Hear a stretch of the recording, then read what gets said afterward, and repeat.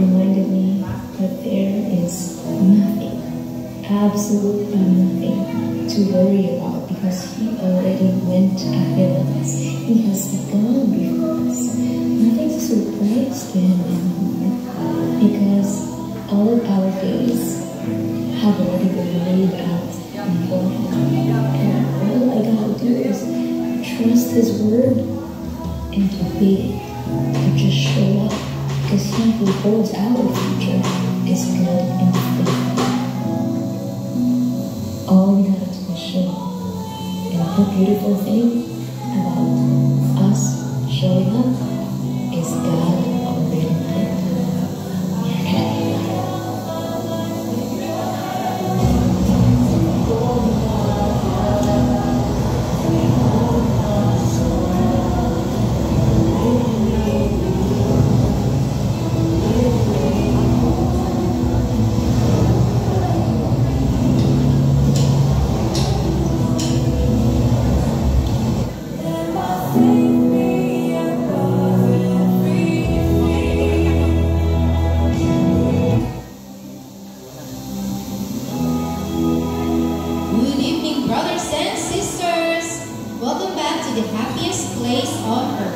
Say hi to the person beside you and tell them, declare your victory through Jesus.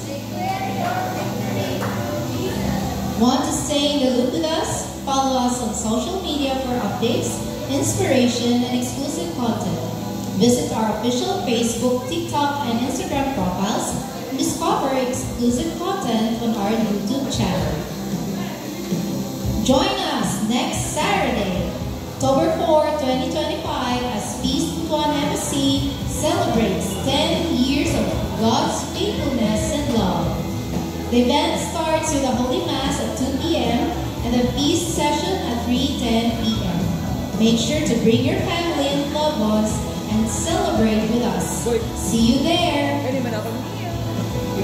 Just a quick reminder, our Awesome Kids Ministry is happening later during the session. If you've got kids with you, don't forget to bring them over and let them have fun while learning about God in a way that's perfect for them.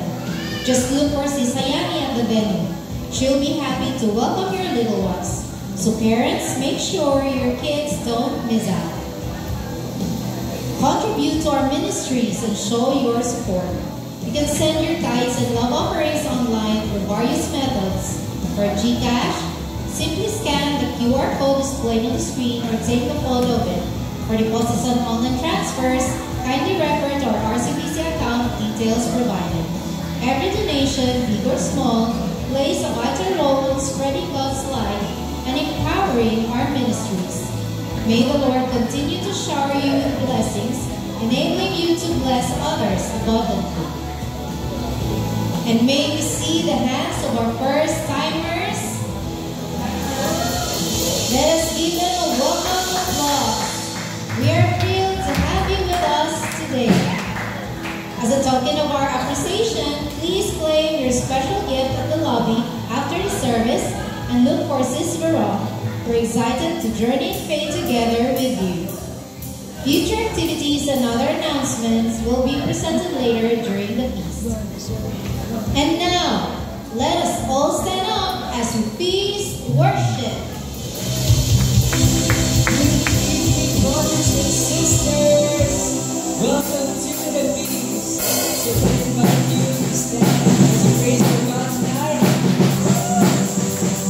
Yes, as we continue to praise Him, this giver of heaven, our praise, our Savior, our Lord,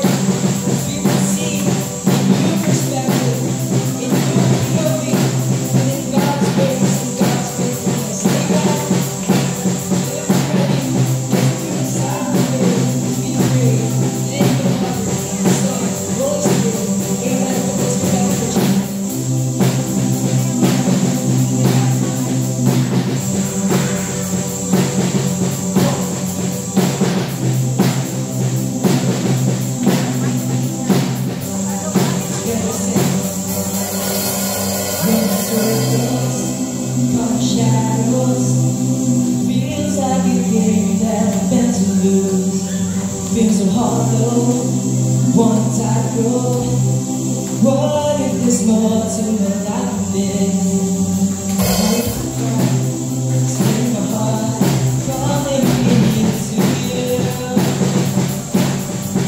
Show me the way, how to take this is the point of view. Come on, say, help me see before the beat. Open my eyes to your reality. Take me where you're meant to be. Show me life. Come on, let's stand.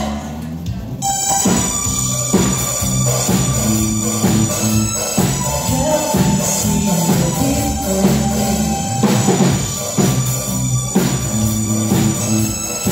Help me see the before the beat. Take me to turn in direction I didn't know I was opening. Find a new life, sing a new song. This changes all of eternity. It's so bright, terrified. You're the best I have in you. Come on, you are the way. You are the way, the truth and the light. This is my point of view. Come on, say, now I see the people in me. Open my eyes to your reality. Take me into you. Show me a life that I have never seen. Now I see the people in me.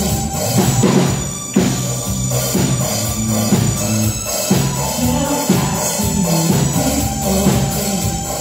Trust in what you see, favor over me. Your grace is enough for me. Leaning into you, nothing left to prove. Your love is all that I need. Trust in what you see, favor over me. Your grace is enough for me. Leaning into you, nothing left to prove. Your love is all that I need. Now I see before me. Come on. Do you know what to do? Now I see before me. Now I see before me. Open my eyes to your reality. Take me where you're meant to be. Show me life that I have never seen. Now I see before me. Open my eyes to your reality. Take me where you're meant to be. Show me life that I have never seen. Now I see before me. Now I see you before me. Come on, together. Thank you, Lord. Hallelujah. Praise Jesus. Woo. Thank you, Lord. Come and give our hands for Jesus tonight. Amen. We are 1 week before we celebrate the decade or the biggest event of the decade. Amen. Amen. I know excited ang tanan. But we have to honor wag ipataan kami Sabado before next Saturday. I know that in our life, we have been so dependent sa atong families, sa atong loved ones, even on the material things, even on the relationships, diba? But some of them may even fail us. Diba? Dili magit sa ilahang depend. They will fail us. Some of them will fade away, that will not long last. But tonight, let us be reminded that God is our rock, that we will be dependent only on Him, because His love will never fail us. Amen? Amen. So tonight, let us worship Him, because we allow Him to be our rock, our firm foundation. So let's sing our hearts to God. His presence, that He will carry us through grace for eternity. Now let's lift our voices, our hands to God as we sing this song.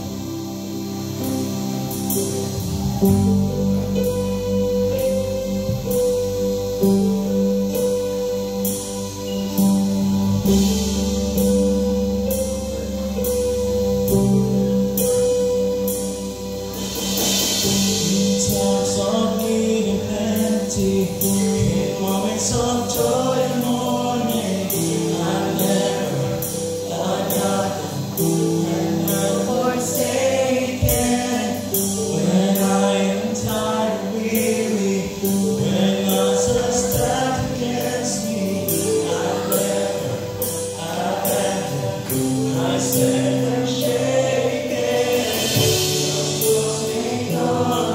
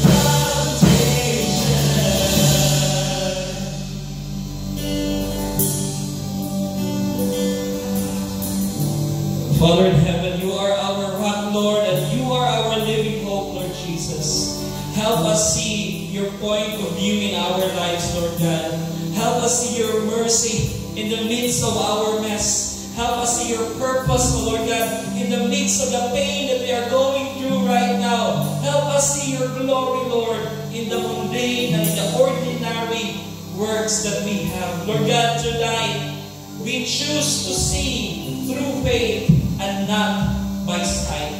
This we pray in Jesus' mighty name. Amen. Let's give the Lord a big round of applause, brothers and sisters. Good evening, everybody. Good evening. Are you happy to be here? Yes. Talagang happy, paki-shout, I'm happy. I'm happy. Kumbaga na to, woohoo! Alright. Pwede ko mag-share? Okay na sa inyo mag-share ko? Yes. Kabalo ba mo nga ang German sa secret is, kabalo mo sa German sa secret? Ang German sa secret is Aten. No? Ang ako i-share ka lang is not about Aten, ha? You know what? Let me declare this truth. One of the truth about God is that God created this day to bless you. Amen? Kaya kung wala pa nagibuhat ni God nga day to bless you, basta siguro atong gabi pa lang gibangumod na ka. Amen? Bisan mo sa kalala ang problema, brothers and sisters. Bisan mo sa pa ang kahadlok gahapon, no? I have a great news for you. The fact that you are here breathing, the fact that you are here standing, the fact that you are here at the feast, isa na ang pasabot, anak, that God created this day to bless you and me. Amen? Let's give the Lord a big round of applause. And because of that, let's pray our favorite prayer here at the feast. In the name of the Father, the Son, and the Holy Spirit. Amen. Together, let us declare, today I receive all of God's love for me. Today I open myself to the unbounded, limitless, overflowing abundance of God's universe. Today I open myself to God's blessings, healing and miracles. Today I open myself to God's word so that I will become more like Jesus every day. Today I proclaim that I am God's beloved, I am God's servant, I am God's powerful champion, and because I am blessing the world in Jesus' name. Amen. Let us honor the word of God. Thy word is the lamp unto my feet and a light unto my path. So, brothers and sisters, no? Welcome to the last installment of our series 9 to 5. And talk number 5, we will talk about the job of Jesus. Everybody say job. Okay. Kitang tanan naman tayo sa mga nagtrabaho din mo na imong job. Kaya doon kung saan nakatrabaho. But ang atong Ginoo naabot siya yung job. And that's what we're going to talk tonight. Ang job ni Jesus. You know what, brothers and sisters? I want to preach to you this one big message. That God sees your hidden, ordinary work. Everybody say hidden. Ordinary. Work. Trabaho nga, ordinary lang, tapos dili kayo mapansin. You know what? Here's the fact. 99% of your work is hidden. Kanang trabaho nga, dili bitaw ka permit atong, isa pa dili ang permit atong man sa ilang boss, taas ang kamot. Di ba? Wala. Most of the time, magtrabaho ta, pasagdan lagi ta rin ha. No? Kita lagi ang nakabalong kung saan kung gitrabaho din ha. No? Ang time lang ang makabalong atong boss, pag i-check na niya ato ang report something.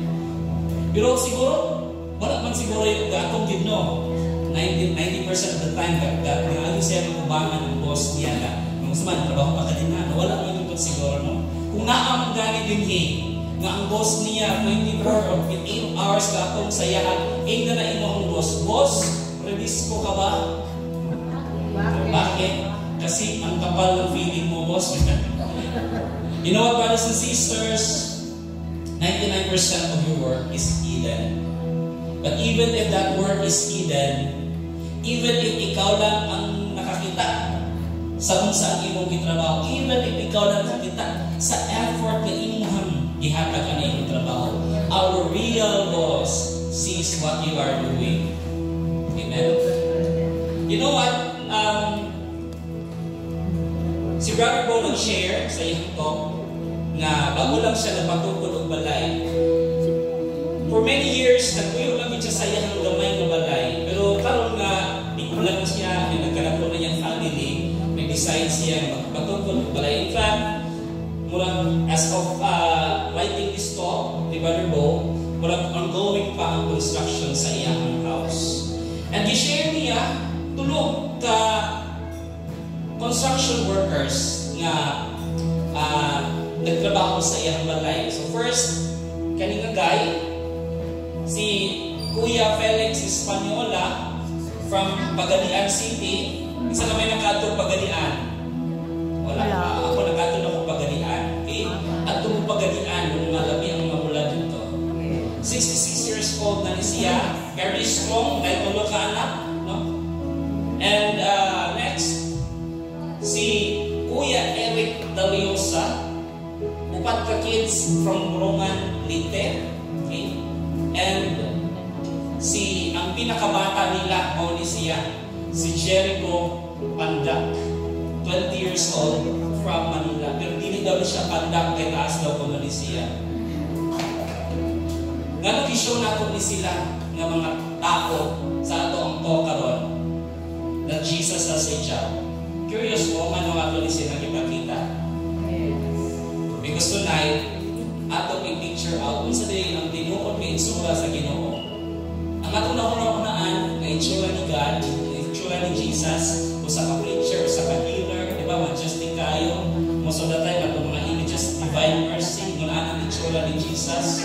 But you know what? If you are living in the 1st century Galilee, tapos kitahin lang nabuhin ko sa 1st century Galilee, kalinduhan niya ni nagpapugod ng balay, I can show to you unsay itsura ni Jesus.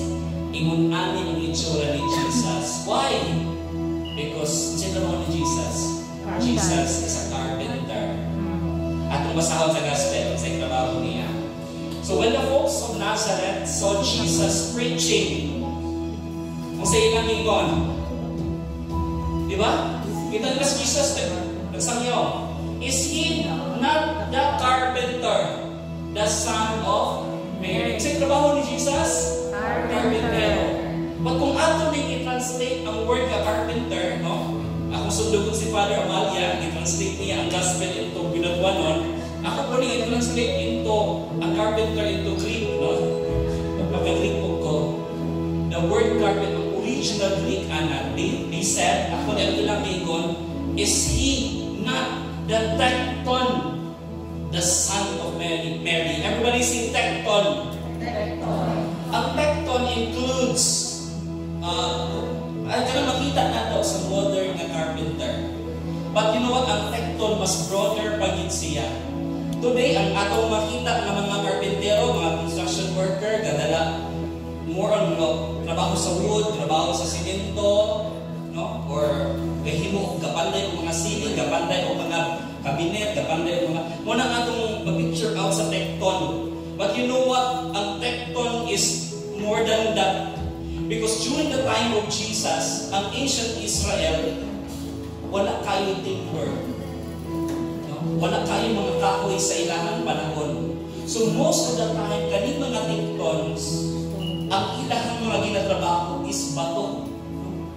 So they were also masons and stone cutters. Imagine kung saan nakalisod na trabaho. Lisod na galing ng mga carpenters na kahoy ng ilang panday. How much more ang bato yun mismo ang imuhang i-form, no? Imong putlon. And you know what? Sa Nazareth, gamay na kayo na siya ka-village. Posible na kung naay mag-construct balay sa ilang mga silingan, sila ang kuhaon. Uban ni St. Joseph. Ang tandem na silang luha. No? Si St. Joseph, tapos si Jesus Christ. Mo gina ang culture. Kung ang trabaho sa papa, mauni ang buong sa anak. I think, makarigate po taata, di ba? Kung teacher, yung trabaho, ang imong anak, kung teacher, kung magpulis, imo ang papa, ang imong anak, magpulis-pulis po. Di ba? Posible ingon ana, ang giging sa mga historians, ingon ana ang tandem nila ni Saint Joseph, pagtrabaho nila. So brothers and sisters, as we continue with our talk, let us allow ourselves, no, to picture out kung kinsa gyud si Jesus, kung unsa gyud ang iyahang trabaho. And later on, let's ask the Holy Spirit to speak to our hearts kung sa'y relevance aning trabaho ni Jesus sa atong personal life. Anong kinahanglan nato ma-learn ang trabaho ni Jesus, and how can we apply the lessons that the Lord will speak to your heart sa atong personal na trabaho. Close your eyes, bow your heads, and let's pray this prayer. Jesus, you are the real builder. You work with wood and stone. But more than that, Lord, we pray, please work in our hearts. Strengthen us, mold us, build strong foundations in us. This we ask and pray in Jesus' name. Amen. Let us honor the word of God. Thy word is the lamp unto my feet and a light unto my path. Let's give Lord a big round of applause. Praise His name. Thank you, Jesus. As you sit down, please tell the person beside you, God will speak to you today. Ato po rin palapakan ang atong mga dancers, no? Dance ministry. So ready na sila sa atong anniversary next Saturday. Hopefully, daghang ma-invite ka, invite natin mga friends, invite nato ang atong mga family members, invite natin mga office mates. Kaya nga naman ang atong guest speaker next week, dili basta-basta. No? Siguro nakakita, wala pa siguro nato siya na bantayan sa mga commercials, pero na-anay siya sa mga commercials, mga sikat na mga commercials. So, maghapon lang ko nakita sa mga commercials, nag-iapila ni Brother Tony Valenzuela. No? Nani siya yung Vicks, nani ay siya Jennifer, na siya ay Sabon, Surf, no? Napod siya yung airlines, na siya ay sa patuloy yung mga kuwan. Na ba siya Magic Sarap? Wala ba? Wala pa siya. Basta nagkan kayo siya ay commercials na siya ang nag-model. So please, no? Invite natin itong mga family para mas daghan ang ma-bless. Okay? So, question, ikaw bro, ako kay kapang hinampog. So, ako kay hinampog nga kuan. Actually, na ako kay kuan. I-search ninyo sa YouTube, What is Life? Actually, Orion Film Festival din siya last 2015. Nahimo kong part atong murag short movie. I-search na lang ninyo to sa YouTube, no? Murag yun ang akong ipang-away kami. What is Life? Kami duha ni Sharjah actually so i-show to sa Robinsons na cinema.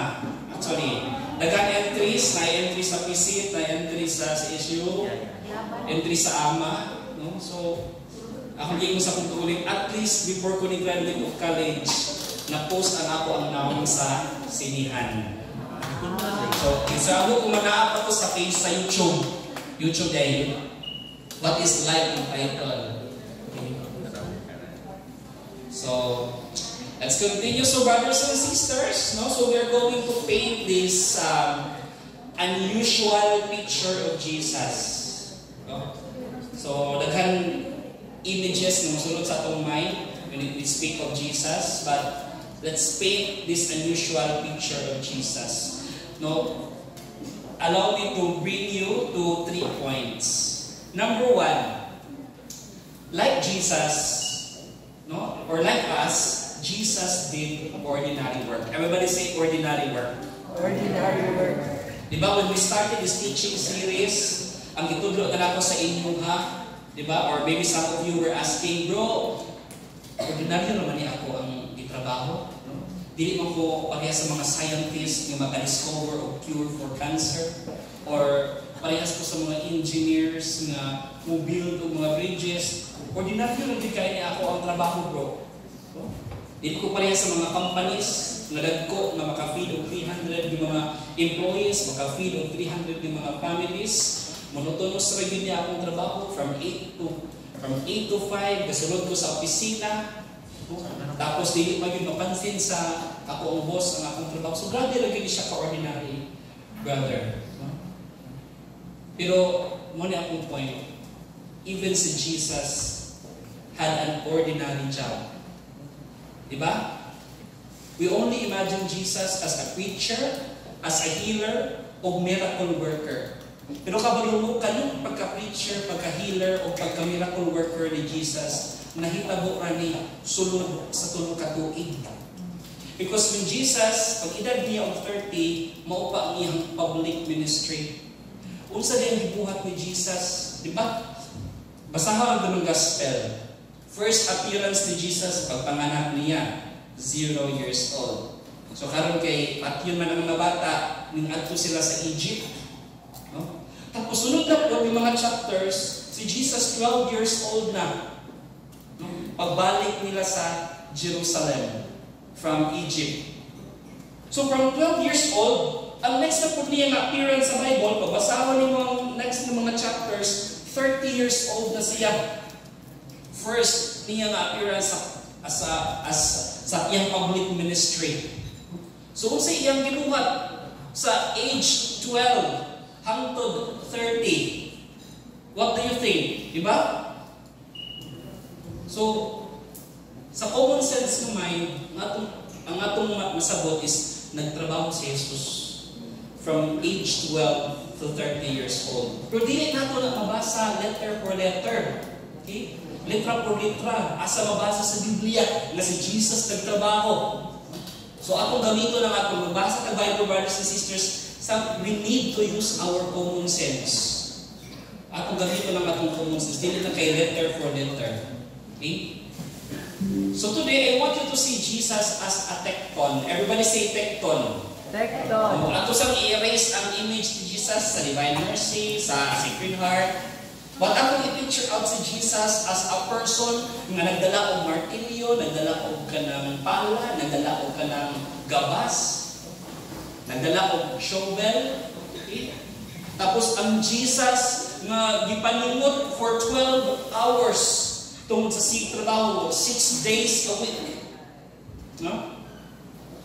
Typically, ang mga anak atong time, they become apprentice sa ilahang mga fathers.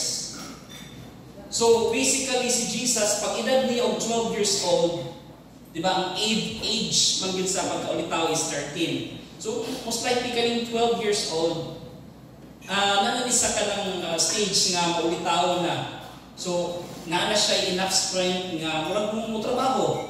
Okay? So Jesus could have worked as a tecton, no? For 18 long years. Uban-uban siya ni Saint Joseph. Kaya ang iyang father ni Saint Joseph, ang trabaho is tecton man. No? So, wala gina siya na record sa Bible nga kinsang mga balay ang gipanlay ni Jesus, unsa nga mga lamisa ang iyang pinakalamisa niya mahimo. Wala gina siya nabutang. Kaya wala na siya gi-record. In fact, ang Bible wala po nag-record kung unsay giistorya ni Saint Joseph. Wala yun na record sa Bible. Unsay istorya. In fact, silent lang si Saint Joseph sa ilahang family. Wala siya nag-preach of any single word. Wala siya nagsangya o pulong. But you know what? Mahibalaan nato kung unsa nga klase nga father si Saint Joseph by just looking at Jesus. No? Unsa ang klase sa manhood, fatherhood ni Saint Joseph, muna nga makita kang Jesus. Kay silent mong yun, no? Hidden years, muna mga hidden years ni Jesus. So friend, this is my point. Do not despise your hidden years. Sometimes, ang hidden years nato, muna ang pinaka-importante. Kaya makita nato ng mga successes sa kalibutan, butang nato, kang Alex Ayala, ang makita lang nato is ang iyang success nga nidaog siya sa sports nga tennis. But wala nato makita ang hidden trainings niya, mo dili makita sa public, no? Tapos ang mga or yung mga successful na mga people, di ba? Di nato makita ang ilahang mga hidden yung mga years before nila na-achieve ang success, no? Sa mga kita na ito, makita na nato uling dato sila, no? Wala na ito makita ang mga ghost projects na ilahan na. So brothers and sisters, di nato i-despise ang mga ordinary things sa atong life. Nganuman, kaya dinha sa atong mga ordinary things, mao na siya ang makapag-rate sa ato. So you just have to be faithful sa iyong pag-study. Study lang, study.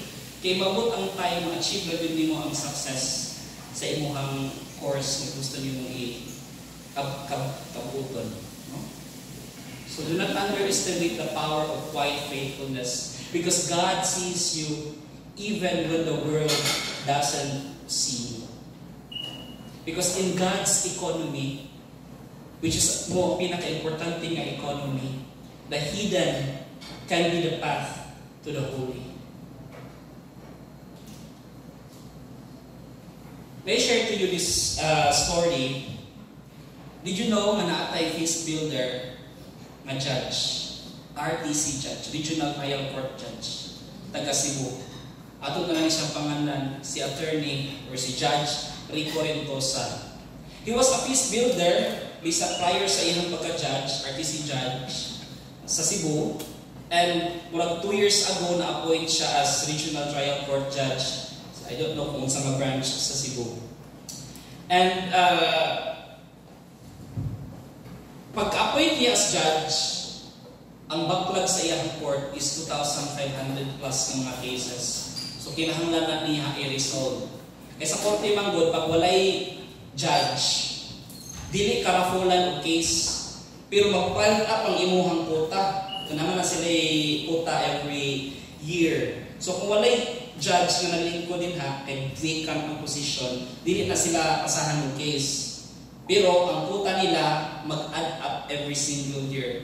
So siguro ingon ani ang nahitabo sa iyang situation, 2,500 plus ng mga cases, siguro both criminal o civil, nag-pile up. Pero bisan pag na-appoint mo sa iyo na anak kadaghan, nihangyo siya nga mag-sabbatical leave sa iyang pagka-feast builder, which is di-allow siya sa mga leaders, nag-sabbatical leave siya. But even if nag-sabbatical leave si Judge Rico Rentosa, naghimo siyang feast night sa iyang courtroom. 15 katao ang ga-appeal every single week sa iyang feast night. Kaya iyang mga staff, iyang yung ipa-join. And many of them na-bless sa feast night nga iyang gihimo. And fast forward, nagamay-gamay na ang iyahang mga backlogs. No, from 2,500, nahimo na lang siya og 1,000 ka mga case. So, karon kay gamay-gamay naman ang iyahang mga cases, nibalik na siya pagka feast builder. Actually, katong iyang gihimo, mga 15 katao ang iyang pa-appeal sa iyang feast night, wala na siya nabalita. No, nabalita pa na sa TV, sa ABS-CBN, ang mga maayong gihimo niya sa iyang mga staff na nag-preach siya sa gospel, ga-evangelize siya. Wala na makita sa TV, ABS-CBN, GMA. No? Wala na siya na viral. But kana na hidden work, no, is very important sa mata sa Ginoo. So, with God's power, brothers and sisters, si Judge Rico created a pocket of Eden in His world. It's also the same with us. With God's power, we can create a pocket of Eden din sa atong mga trabaho. Din sa ato ang kinabuhi, sa atong mga silingan, sa atong community. We can create a pocket of. This is a pocket of Eden. Diba? Every time na agi maghumili diri nga pare, Mayroon yun, ang ma-recognize yun niya is daghan mo youth diri. Ipadayon ninyo ni kay sa akong time, wala pa naka-experience sila ingon ani. Pila ka mga youth ang mga blessed. So this is a pocket of Eden for us. Nga dili makita sa mga youth ang presence ni God. Even ang mga pari na-encourage sa ato. But dili nato kaya. Ang atong role as peace, igura ta mo inform, but ang changing is si Lord. Ang power ni Lord. So karon, balik na si Judge Rico sa Feast Cebu as a feast builder. In fact, Brad Golden Prince mo na ang iyahang gihandulan na feast karon. In fact, ang ilahang female, na sila yung female na worship leader, na prosecutor. Ma-imagine ako mag-feast sila. Kasi pagsugod ng feast, mayroon ang announce the feast is now in session. The Honorable Judge Rico Intosa is now presiding. Silence is hereby enjoyed. Inaanak siguro ang set up dito kay feast builder, judge, worship leader, prosecutor. So, si Jesus naagid siya worth an ordinary job. Second, like us, Jesus had to manage money. Everybody say, manage money. Yun sa man din ang ga-manage yun sa ilang kwarta. Ano kang ga-manage si Jesus sa iyang finances? Because historians would say, or even kung mabasa ka Bible, si Jesus wala siya ipanganak na ay golden spoon. Diba? Makita nato sa iyang sa nativity story, asa siya ipanganak. Dito pag sa mga sabsabanan, dito sa pasungan, sa mga hayop. So imagine kung sa kapubli na mga state. Okay? Ang sa may proof ani nga kubli yun si Jesus, kubli ang ilang family. If ma-remember ninyo sa story, I think nabasa na nato ni 40 days after gipanganak si Jesus, ang culture nila is ilang i-offer or ilang i-present ang bata, firstborn nila sa temple. Okay? O pag-abot nila sa temple, unsang ilahang gihalad. Let's read Luke chapter 2, verse 22 to 24. Diba? They sacrificed a pair of turtle doves or 2 young pigeons in accordance with the dictate in the law of the Lord. Dili makita nato man gi-spotlight ni Saint Luke, no? Ang ilahang pag-offer. Joseph and Mary did not offer the standard offering. What is the standard offering? Carnero. Lamb yun ang huwag hindi standard na offering. But kung mo-offer ka, na exception anak, okay? Mo-offer ka o pigeons. No? Ganong pigeon man, balik ka sa Book of Leviticus. Kung sige mo sa Book of Leviticus, chapter 12, verse 8. Ingon si Leviticus, if however she cannot afford a lamb, she may take 2 turtle doves or 2 pigeons. I-highlight ni St. Luke to show to us na dili na ka-afford ang family ni Jesus o lamb. So that is why ang pinakaubos yung offering ng ilang gihala dito, which is ang kaning mga doves. Okay? Pigeons. Because offering doves was provision for the poor. And Joseph and Mary belong to that class. In fact, 90% sa population sa Galilee belong to the poor class. Walay middle class atong na time. No? So, pinakaluoy yun ang mga pobre. Pero karon bali na ang mahitabo karon sa atong society. No? Ang pobre, takkan kay ayuda. Pero ang mga pobre, dakan kay ayuda, no? Kanya, ang mga dato, pwede nila i-maneuver ang buhis para di kayo dako ang ilahang babayaran ng buhis. Pero ang kanid yung mga middle class, no? Nga before, especially ang mga naasa gobyerno, empleyado, before madawat ang sweldo, ikaltasan na.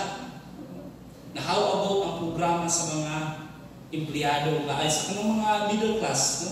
Wala kay programa for the middle class. No? In fact, ang middle class ang pinakadako o contributor sa o contribution sa tax. So, sa time ni Jesus, walay middle class. Pobre ang majority sa population. So, sa man ni Jesus, pag bring of food, o pobre naman kayo sila, pag bring of food para sa ilang family, of course, isa rin na ito mauna-unaan. Jesus had to earn money daily. Huwag mo siguro nisod sa inyong una-una nga pag mahutdan sila upan, mukha na kasi mamamiri siguro kang Jesus nga kanang isa na nagbiya kabupan di sa lamisa, pwede niyo i-multiply. Wala mo po siguro himo ni Jesus. No. Actually, ni-undergo yun siguro. Ni-undergo yun si Jesus o ordinary yun kung saan pag-earn of money, no, para maka-provide of food din sa table. Nga si Jesus, kama ni si Saint Joseph, ani na kayo. At itong masawa matulubin ang kuan, katong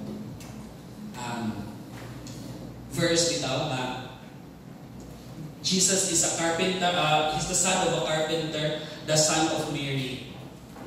Sa culture nila, dili ang ilang culture din is dapat Jesus the son of Joseph. But during this time, patay na si Saint Joseph. Munang Jesus the son of Mary ang giingon ganina sa verse. No? So, anak, di ba? Kita ninyo, ingon si Saint Mark, he is not the carpenter, the son of Mary. So, dili makita nato na posible si Saint Joseph wala na din because ilang culture at times patriarchal. Father did ang superior. So, kung buhay pa si Saint Joseph, dapat ang dimension din is he not the carpenter, the son of Joseph? Because of the... So, makita nato, brothers and sisters, nga wala na si San Jose. So, kinsa naman bubuhi ni Mama Mary? Pagpakaon mag-provide sa iyo of food. Mawala naman si Saint Joseph. So, makita na to, Jesus had to work.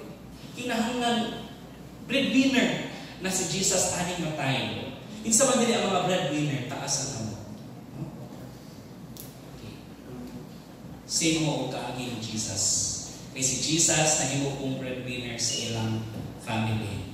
So siguro, atong matay, imagine kung grabe ang tax na to karon, mas grabe ang tax atong time ni Jesus. Kaya kung karon ang pinakakurap nga kuan BIR, no, ng mga DPWH, pero sa time ni Jesus ang pinakakurap mga tax collectors. So siguro gamay na lang ang mabilin sa income ni Jesus.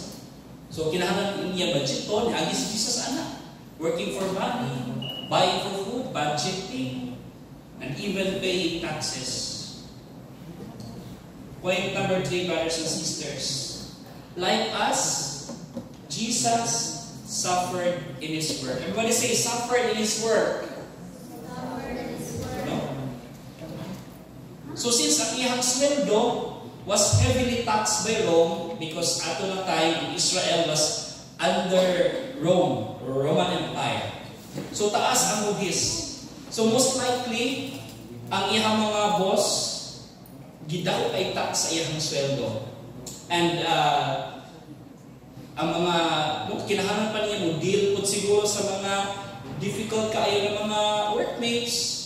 Tapos pag ulit niya sa balay, imagine niyo si Jesus after sa work niya, kapoy kaayo, no? Diretso lang yun siya tulog kay for pila ka hours siya na nag-work under the sun. No? So this is a huge point, brothers and sisters. Jesus didn't have an on and off switch for His godhood. Because the person who is tired at the end of the day, si Jesus, nga nagtulog, same second person of the Holy Trinity na. Walay kalahian. Ang Jesus nga gikapoy natulog tungod sa kahago sa trabaho is the same God, no? Nga naghimo sa imo ug ako. Walay kalahian, brothers and sisters. Dili si Jesus avatar ha. Isa namin nakikita sa salida ng avatar. Ang kanang avatar nga kanang makita bitaw nato nga kanang galihok-lihok diha naay ga-control anak. No? Nakatunay murag machine nga murag nagtulog sila. Kita na mo avatar nga salida. Tanaw mo ang avatar. Kana makita nato nga murag 3D cartoon, no? Nga naglihok-lihok anak. Naay real nga tao nga nag-control anak. Dili ko na may real nga tao. Ang katong real nga tao nga nag-control anang mga avatar no nga naglihok-lihok diyan. Naay katong sa murag capsule nga dito sila natulog. I don't know kung saan kung sa itong capsule. Tanawa lang yung nasa salida. Si Jesus din ingon na because before nasa ay heresy, gitawa o docetism. Na ang Jesus daw malinaog sa kalibutan, avatar lang na siya. Kaya ang tinuod ng Jesus po ala sa langit, kung nagpapet ba? Puppet nga gikontrol, no? Or dili ingon ana, that's a heresy. So, the second person of the Trinity nga nianhi sa kalibutan, mao gina siya, no? Na nahimo tao physically, no? Body, blood, soul, and divinity na Jesus, second person of the Trinity nga nakadin niya. So, it was also the same Jesus who healed the paralyzed and also chiseled the stone for an irrigation canal. And it was the same Jesus who raised the dead and fixed the roof of a neighbor in Nazareth. So makita nato, walay kalahian. Si Jesus nga gapanday, si Jesus nga gaayog masakitol, si Jesus nga naghimo og mga balay, o si Jesus nga nag-abot og mga yawa. Maura yun na siya. Walay kalahian. Same. No? Friends, you don't have an on and off switch between worshiper and a worker. Because you are the same person who worship God on a Sunday and serves in your cubicle from Monday to Friday. So walay on and off switch. This is the bottom line. Just like us, Jesus worked outside the Garden of Eden. Diba? Natay mga kaklase ng work. It's working inside the garden and working outside the garden. And Jesus worked outside the garden. And because He worked outside the garden, Jesus proved to us that secular work and sacred work pwede mag-uban. That secular work can also be a sacred work. That your work can be your worship. That God can turn your bad into good. And that ordinary work can create a pocket of Eden. Can I ask everyone to please stand as we now close this talk?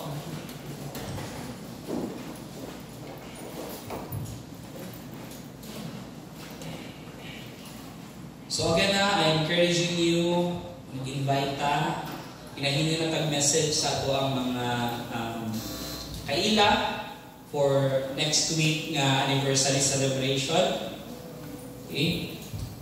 And para basta kang mabless, at least let us include in our prayers ang success para sa event na to next week. If naatay namin mga schedule sa Mass, hopefully maka-join ta sa mga schedules nato every after Mass para united ta sa ato ang prayer. Okay? So brothers and sisters, the next time you're doing a task, you sweep the floor, you send emails, you wash your dishes, or you help someone, or you're teaching, make it a task. A task is just an abbreviation. Task means tiny acts of selfless kindness. Muna siya ang task. It has to be selfless. You don't do a good thing para maka-earn ka og points sa imong boss. You do it for the real boss who is in heaven. Because God sees your hidden ordinary work. So my friend, you practice task tiny. Sa the task, tiny acts of selfless kindness.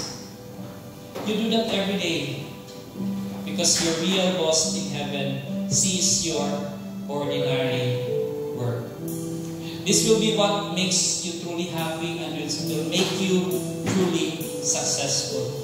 You also fulfill the second greatest commandment of Jesus. What is the second greatest commandment of Jesus?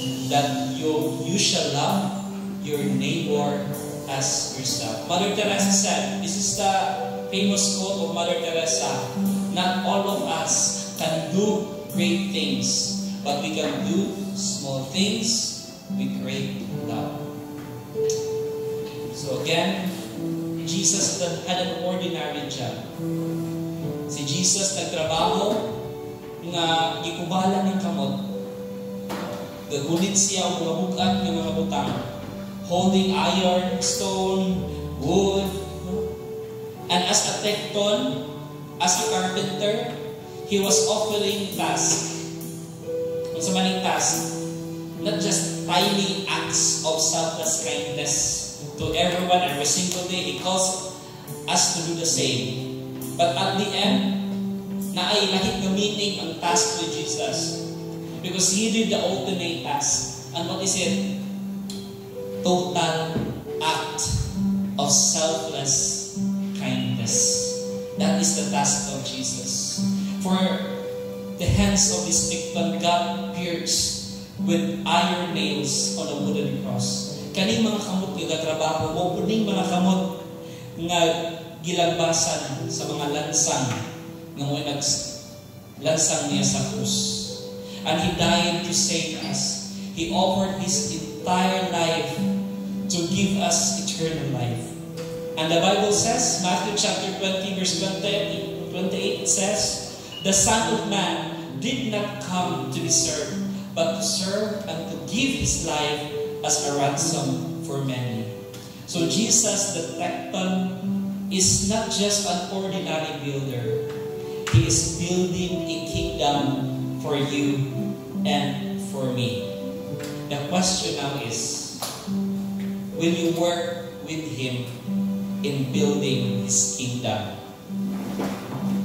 Because God sees your hidden, ordinary work. Please put your hands upon your heart, close your eyes, bow down your heads. And just allow the Lord to use you sa inyong trabaho. Just allow the Lord to use you so that you can bless many people.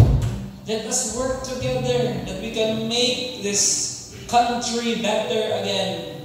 Dili man nato kaya i-change ang Pilipinas as a whole, but in our ordinary hidden work, we do our jobs with excellence. And if we put all our jobs together with excellence, one day at a time, we can make this country better again with the help of our powerful God.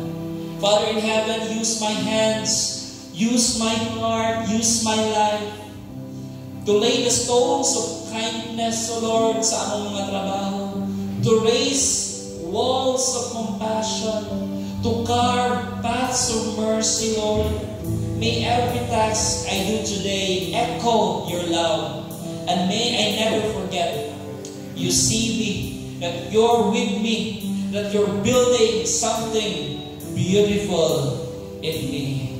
This I pray in Jesus' mighty name. Amen. Christ is my rock, my living hope. I stand on Him alone. No other ground will I adore but Jesus Christ, the Lord.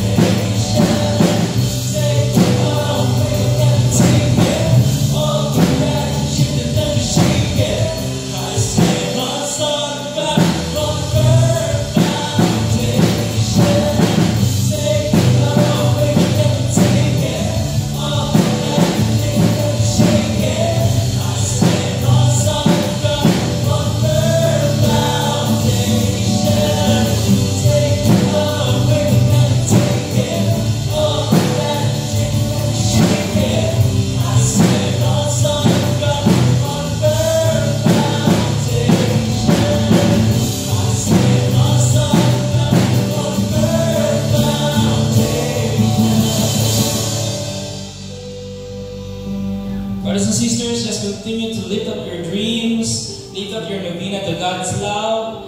But if you don't have, just raise your hands as a sign of surrender. Just offer to God all the dreams that He has planted in your hearts. Father in heaven, you are the Lord, the builder of our dreams and of our destinies, O Lord God. Lord, I offer to you these dreams, O Lord God, the big ones and even the small ones, O Lord God. Even if I feel these dreams to be too ordinary, O Lord God, I pray that you use them, Lord.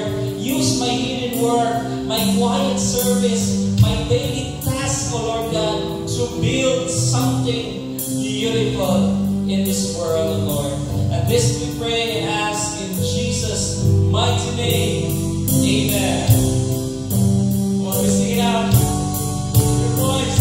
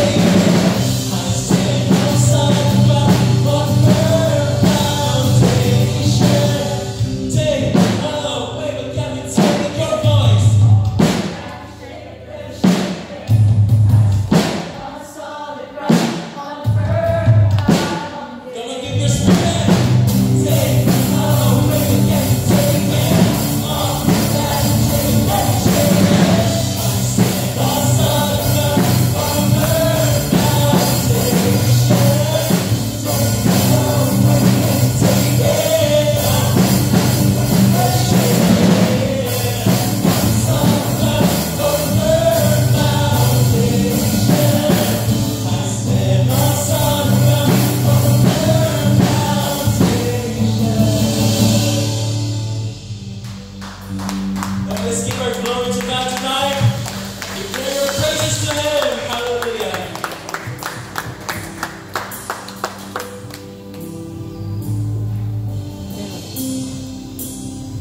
Amen. Bless ba ang tanan? Okay, kung na-bless mo, i-shout, woohoo! Alright. So, let's all be seated for a while. For our short sharing. So, let's have a short sharing. Siguro mga 5 to 10 minutes na sharing about sa atong reflection. So, please observe these rules. And ang ato ang guide sharing questions. Please post. So, any thoughts, words, praise that caught your attention and why? Share specific practical ways to answer the question. Will you work with Him in building this kingdom? No? So don't forget to take a photo. Okay, so youth, you go to Brother Leo and Sis Ava. Sa singles, go to Brother Merhel and Sis Nicole. For the couples, sa Narvas couple, and last is ang jewels, you go to Ate, wala si Ate Marina, no? So, si Ate Janet. Okay? So, let's go!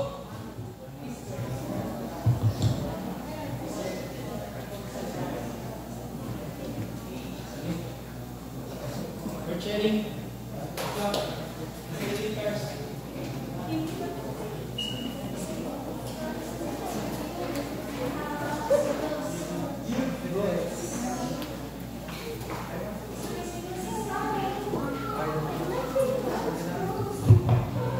Sino mag-sharing na mo? 5 to 10 minutes.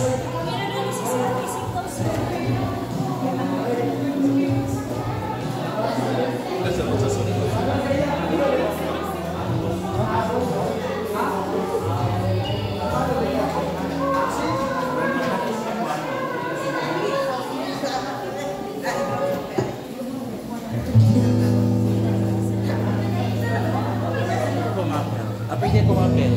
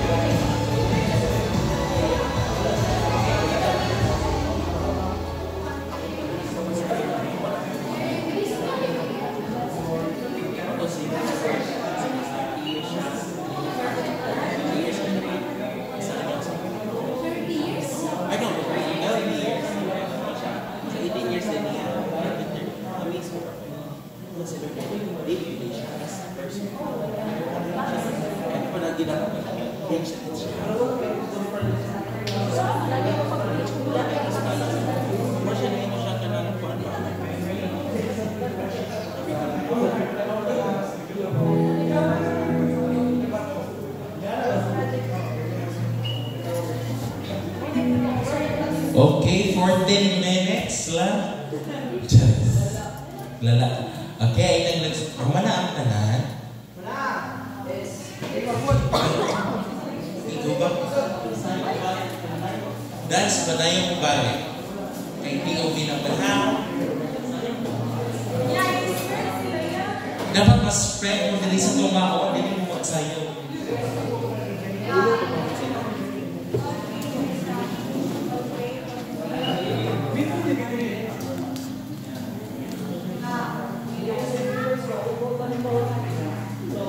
Pera na yan. Pera. Sige na.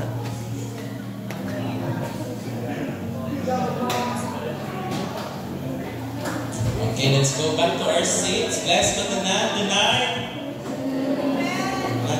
Gutom na mo. I think, ang napansin ako, nakikita tanan dili kayo mag-serve sa anniversary. Yes, serve na tanan sa anniversary. Wala kang i-attend dili. Kita tanan servants sa upcoming anniversary. Wala na ko i-announce kayo. Kabulo naman mo sa gawa sa face. Di ba? Yes, so I think ready na mo ready na ba talang mag-serve next Saturday? Kompleto ng tanan? Naka-print na ba? Nanay food ministry. Okay na to? Wala pa yung nabay kwarta. Anyways, let's pray. On tanan this week, have ay ma-solicita na mga solicitations. Isunod ng mga givings. So, I think, ready na ba yung love offering envelopes? Ready na? Okay, let's finish straight. Ready na mo. Okay, let's give our best to God as we pray. Father, dear Lord, thank you for blessing me. I offer you this in a thanksgiving heart. Use my offering to bless others mightily. In Jesus' name, amen. Come on, let's give a last praise to God, our God. Yeah. It's all Lord. Come on. Come on. We sing. One circle, one shadows. Begins our beginning, never ends to lose. Feels hollow.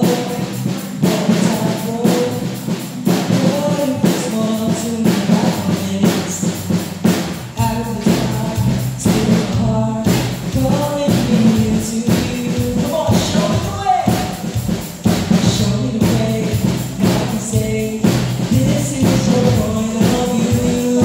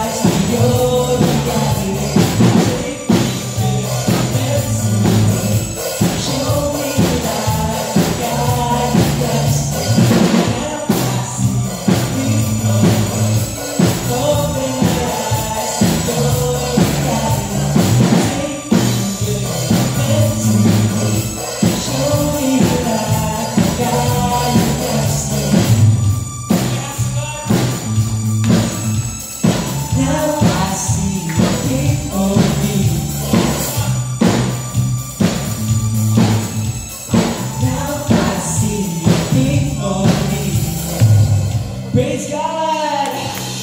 And as one church, we pray, glory be to the Father, and to the Son, and to the Holy Spirit, as it was in the beginning, is now, and ever shall be, world without end. Amen and amen. Woo! See you next Saturday, Happy anniversary!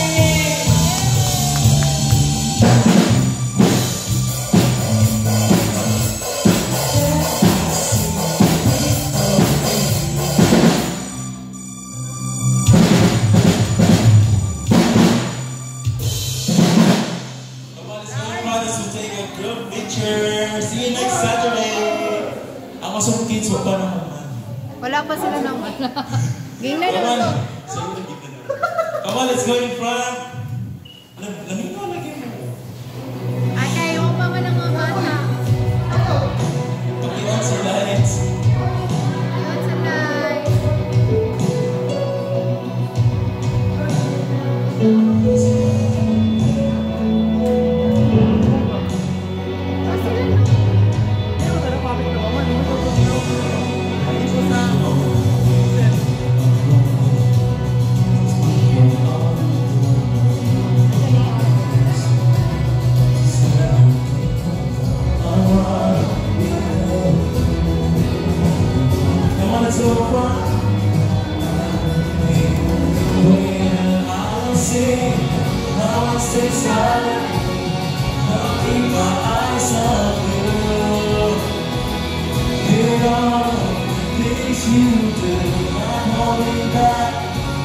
All places to you.